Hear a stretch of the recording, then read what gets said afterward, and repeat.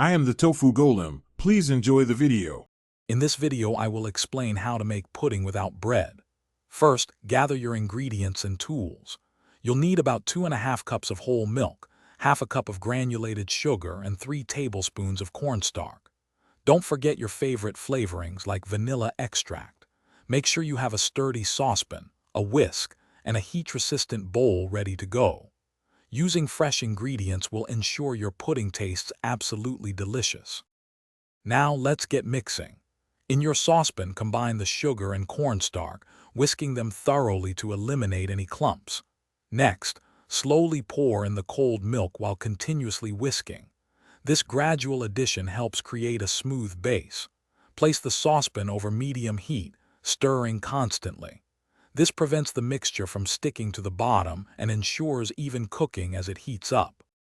As your pudding heats, it will begin to thicken. You'll know it's ready when it coats the back of a spoon without running off too quickly. As soon as it reaches this perfect consistency, remove the saucepan from the heat. Now is the time to stir in your flavorings, like 1.5 teaspoons of vanilla extract for a classic taste.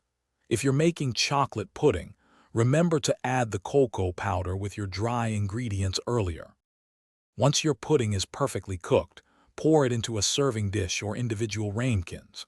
To prevent a skin from forming on top, press a piece of plastic wrap directly onto the surface of the warm pudding. Allow it to cool completely at room temperature, then refrigerate for at least 2 hours until thoroughly chilled. Before we wrap up, remember to check the description below for a link to these fantastic leak-proof containers and other great deals. Serve your delicious, homemade pudding cold, perhaps with some fresh fruit or a dollop of whipped cream. Enjoy your delightful, bread-free dessert. Thanks for watching. Consider subscribing if we helped you today.